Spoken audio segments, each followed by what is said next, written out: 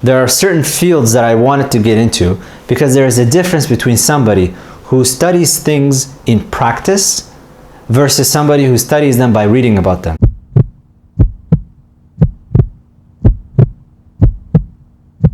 Assalamu alaikum.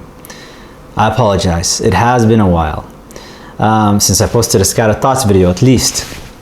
If you notice, my activity on social media has been greatly reduced, and it's because the past 4 weeks have been as hectic as they could be. Moving across countries, not across countries, moving between countries is a monumental task.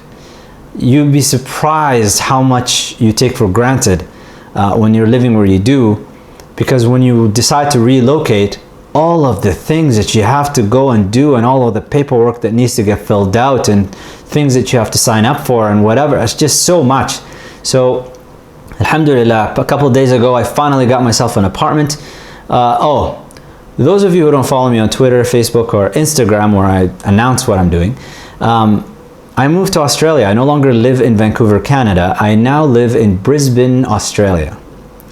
And the reason for it is because in 2 weeks, I'm going to be starting medical school at the University of Queensland. Yes, after having finished a bachelor's, and after having finished a PhD, and after having taught at the university level, I'm going to go back, and I'm going to pursue an MD. And I'm hoping that the reason I'm sharing this, I'm hoping it inspires some of you to get out of the rut that you might find yourself in, or to shed the doubts that you might have about certain decisions that you want to make. Because the way we go through life is we think, oh, there are certain stages in life that you're supposed to accomplish certain things. And if you don't happen to accomplish them at these particular stages, then it's too late for you. You can just forget about it and think about something else. Moreover, we also think of life as an either-or kind of decisions. So for me, for example, I'm pursuing the studies of sacred law, Sharia, Islamic law. Specifically, I'm focused more on theology. That's my interest. And we think, okay, if you're going to study Sharia and you're going to study Islam and pursue sacred knowledge, then that's really what you should do. You should just, put on the turban and the robe and just travel and be with the shuyukh. The idea that you can do that and at the same time pursue a PhD was mind-boggling to a lot of people. And it's like, oh, you can't really do that. Well, alhamdulillah, I did it and I'm still continuing to do it. Same thing I'm getting told right now. Medical school, and at the same time continue to do the work that you're doing with regards to Islamic education and all. Yes, I'm going to do all of that. Because the fact is, after talking to several physicians about this and medical students, my hunch is confirmed. If you're a medical student, I have a few of you guys that are in med school right now. If you're in med school and your time is so occupied, you're so busy that you literally have zero time whatsoever. You have no time at all to do anything else but medical school. Number one, your studying strategy is terrible. You're not being effective with it. And number two, your time management skills need some serious revision. Because you can do things. It's just a matter of how bad do you want to do these things? That's really the question that you have to ask yourself. And how much do you want to sacrifice? Because for you to attain great things in life, you have to sacrifice some things. And so be it. So the sacrifice itself becomes sweet in its own way. So the particular reasons of why I'm going to medical school right now, it's a combination of theological and clinical interests. That's really what it is. Because those of you who follow my stuff a little bit closer than others, I'm hoping you recognize that my interests lie in the gap between. Let me give you kind of an example of how this works. You go to the masjid, or you go to a retreat, or you go to a conference, and you hear the shuyukh, the imams, the speakers. They say things that resonate with you inside. They make sense. And then you go to college, university, high school, for those of you in high school, and you get taught things that also seem to make sense when the way that they're explained to you. And then you find at a certain point, these two, what you get, the education system that you're going through versus the Islamic education that you're studying, They come together and they clash. There is kind of a tension inside of you. You can't put your finger on it. You don't understand what's going on, but you just feel like they're not fitting together as they should. Yet at the same time, you're told that Islam is a rational religion. Our theology is rational. We don't ask you irrational things. After all, we had the golden age. And you also get presented with the idea, the wrong idea, by the way, the fallacious idea, that modern science, we actually did it back during the golden age. It's a metaphysical problem. The metaphysics of Islam are very different from the metaphysics of the education system that you go through today, regardless of where you are in the world, really. So you're not getting taught cold hard facts when you go to school or university today. These facts, so-called facts, they're couched within a metaphysical worldview. And that metaphysical worldview is empiricism, materialism, physicalism, whatever name you want to go under, that's the worldview. Whereas you have the Islamic worldview, which is the metaphysics is الَّذِينَ يُؤْمِنُونَ بِالْغَيْبِ, those who believe in the unseen. You know, you have a particular understanding of the world and what makes a human being a human being. You know, when you look at the human being from a physical, material aspect, we're not really that different from animals, right? It makes sense for you to go through evolutionary theory and see the similarities and figure all that out. On the other hand, we are different. Human beings are not like other animals. So we are and we're not like animals in many ways. How to address these things, this gap, where you fill it in, that's kind of my interest.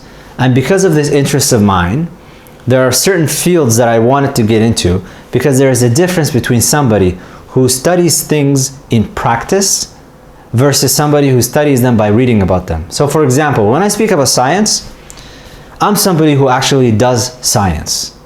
PhD in neuroscience, I was in the lab, I'm still gonna go back to the lab, I do research, I have publications, I know how this field works from the back end. I'm not somebody who just read a couple of books about it and read some philosophy of science and likes to come and pontificate about it and try to refute it in the name of defending Islam. That's not what I do. The same thing comes with regards to medicine and also understanding how diseases function. And specifically for me, I'm really interested in the mind. You know, when you read books by Antonio Damasio and Oliver Sacks and such, they had certain insights about human beings and the workings of the mind. And these insights they attained by looking at patients and disorders and the way that how these disorders manifest themselves. There is a link from that back to in Islamic law when we speak about al-mukallaf, the one who is legally responsible. Well, look at somebody, for example, with autism spectrum disorder.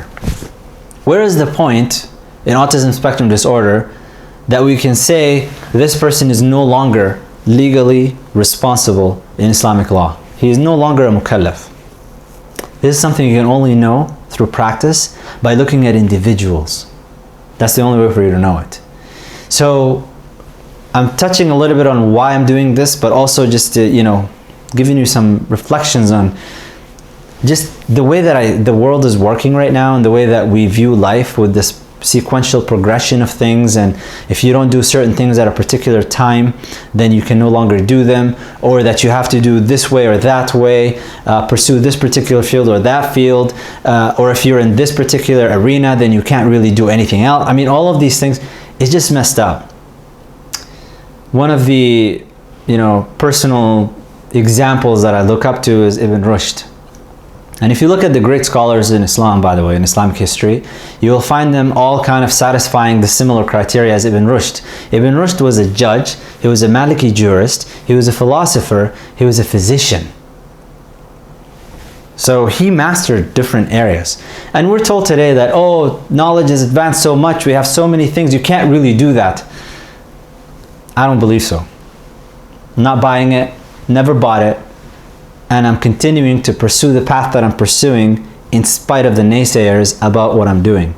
And alhamdulillah, by the grace of Allah subhanahu wa ta'ala and by the advice of the mashayikh and the teachers that I surround myself with and I go to, I'm heading strong into a particular area that I'm hoping, inshallah, once I get into it deeper, I'll be able to address some questions that I personally would like to have insight into that go beyond me just picking up some books.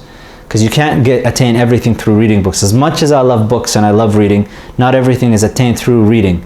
You have to practice certain things, and you have to pursue your interests with regards to them. And the way that people talk when they hear these things and hear about the pursuits that I'm going after, the naysayers, for those of you who have naysayers in your life, know something. When people see you trying to do something great, that intimidates them. That makes them question their own selves. That makes them face their own failures. And in turn, instead of trying to fix their own lives up, they try to justify it by knocking you down. And what you have to do is just ignore that and surround yourself with people that you would want to look up to and go further. Anyways, this is quick scatter thought. It's my first video back, so it's just all over the place. Inshallah, I'll organize my thoughts a little bit more as I get more settled. There's an impact of having a messy place onto your mind. Your mind also becomes messy. And my place right now is a mess, and it's got a bunch of things, so I'm just trying to clean up. But I thought I'll just put this out for now. And inshallah, as we go further, I'll explain more. Check out the podcast. I'll do an extended episode on what I'm doing.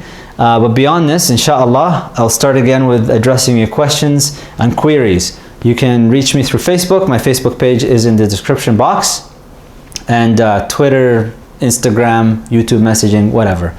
سبحانك اللهم وبحمدك أشهد أن لا إله إلا أنت أستغفرك وأتوب إليك.